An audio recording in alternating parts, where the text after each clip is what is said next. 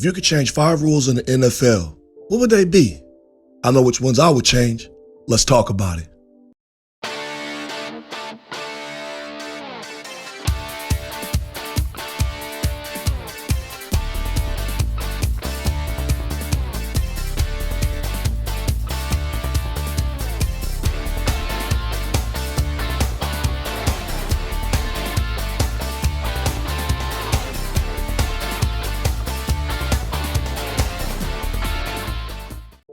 What's up, everybody? Welcome to the Sports Sanctuary.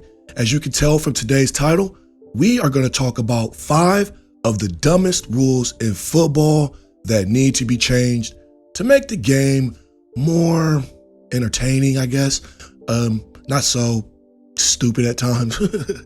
But before we get into all that, if you haven't done so already, please do me a favor, subscribe to the channel and turn on notifications so you can get alerted every single time that I upload a new video. And if you could please give a thumbs up if you have the time, I would really appreciate it because it helps out the channel. If you don't have time, it's cool. Nothing but love for you still. Thank you for joining me. Appreciate your support. But with all that being said, let's go ahead and jump right into today's topic. And as fans of the NFL, I'm sure everyone here has had a bad call made in a game that costed their favorite team a win.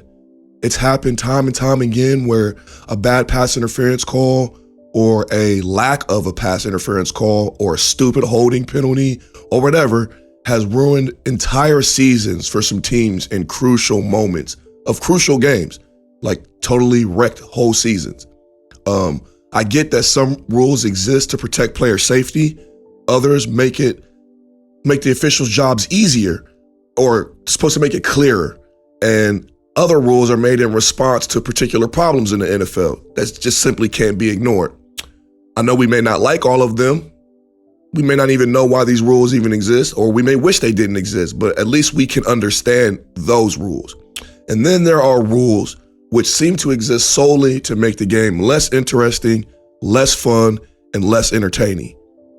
For me, starting at number 5 on this list of dumb rules, I feel like the rule against excessive celebration is definitely a rule that's stupid and needs to be eliminated.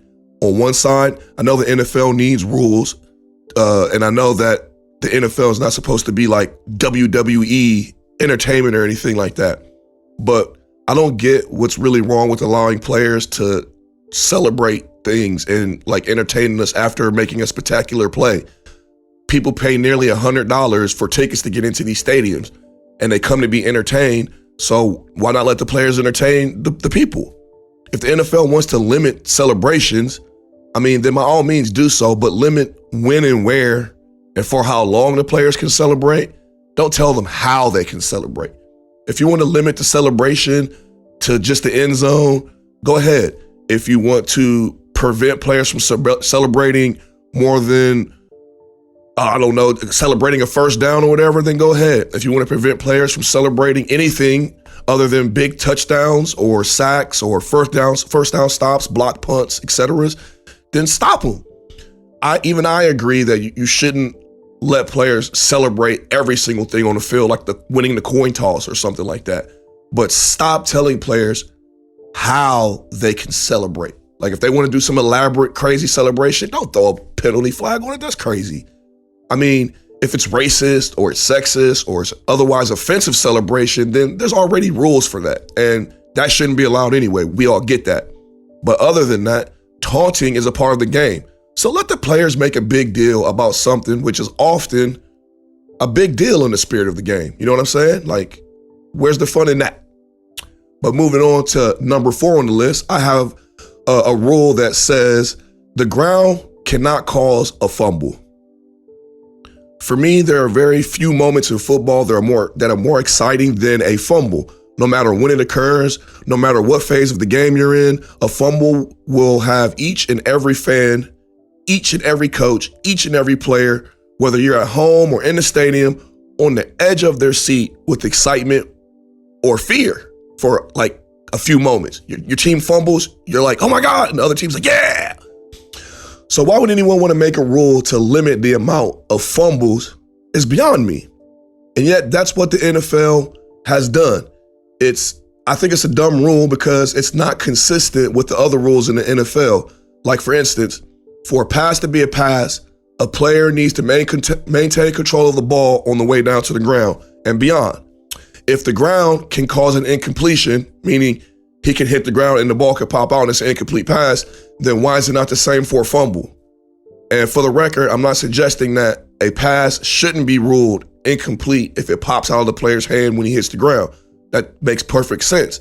I'm only saying that the same idea of the rule, the same spirit of the rule should apply if the ball is already in somebody's possession and it hits the ground in regards to a fumble. That's all I'm saying. Like, it should just be treated the same.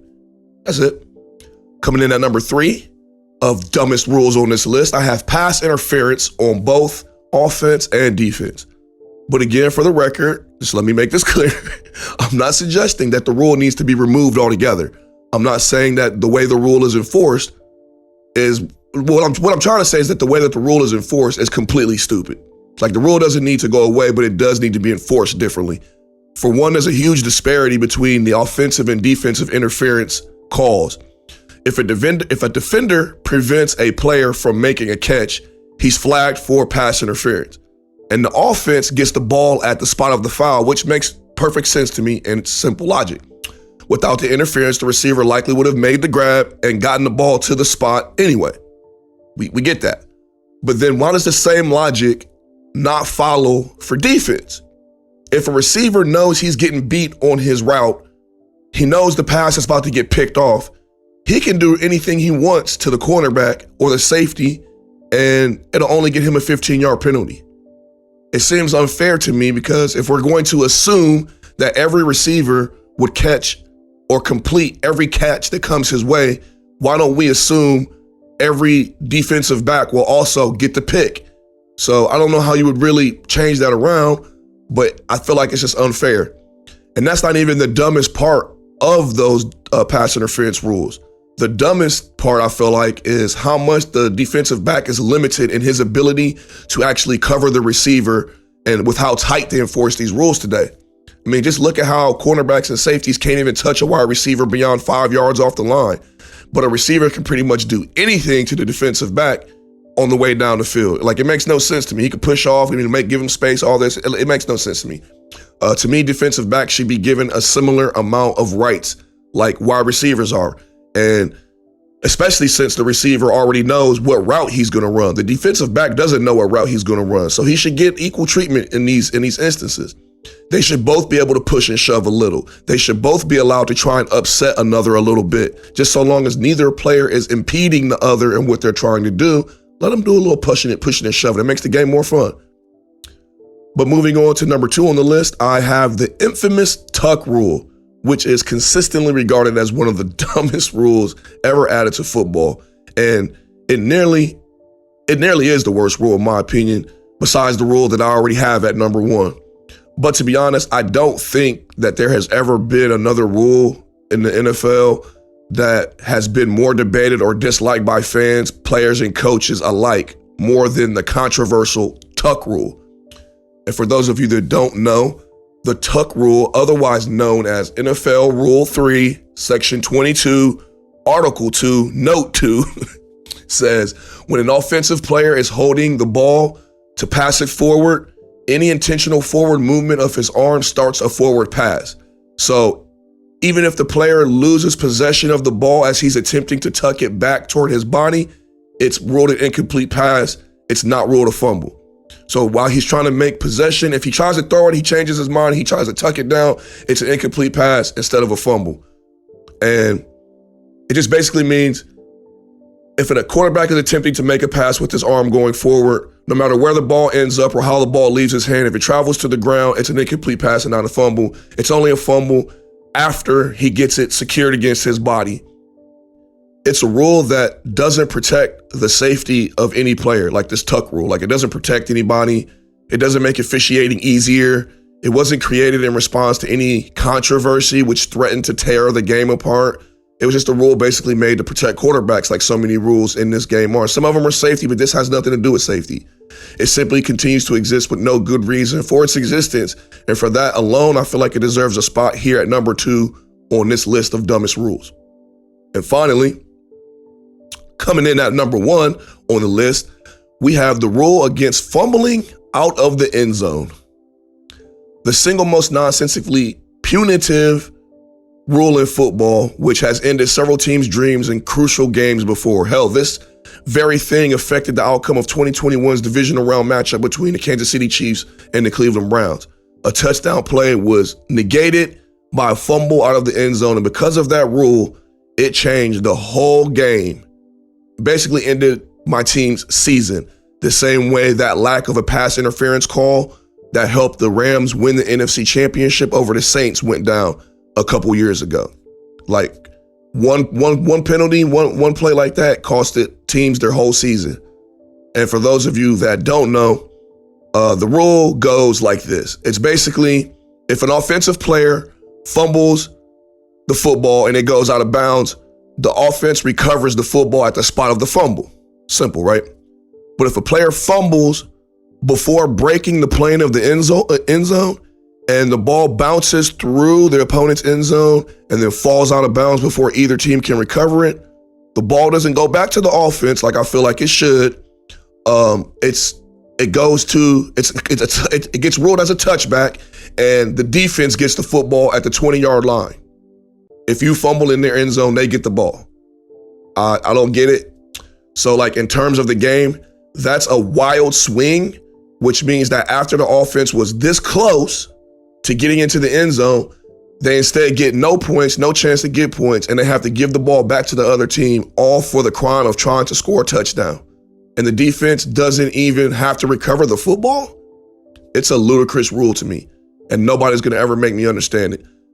The explanations given to justify this rule's existence up to this point from the NFL have been even more preposterous with no consistency at all, in my opinion. So in my eyes, there's really no real explanation for why a fumble that goes out the end zone is a touchback, because it doesn't make sense. And I'm not even gonna sit here and try to waste your time explaining to you the NFL's perspective on it, because it's just a bunch of bullshit. You're gonna have to Google it if you wanna know. But in every other area of the field, the defense has to gain possession to be awarded the football. Just treat a fumble out the end zone like a fumble out of bounds anywhere else on the field. It's really that simple. And just give the ball back to the offense at the spot of the fumble. The minutia of the NFL rulebook shouldn't cause wild swings in a game like this, where you go from potentially getting 7 to 3 points to getting nothing. And that's honestly how I feel about all of this stuff. But what do you guys think about my list of the 5 dumbest rules that should be changed in the NFL? Do you think I got it right? Do you think there's some rules that are missing on the list? If there are, what do you think some of these rules should be? Some of the rules that you would put on the list? Let me know in the comment section down below. Let's talk dumbest rules in NFL football. If you get a chance, please, like I said, drop a like on the video. If you found any entertainment value, please subscribe to the channel. And that's all I got for you guys today. I appreciate you coming by to support me. I will always appreciate it. And I will see you guys next time. Peace.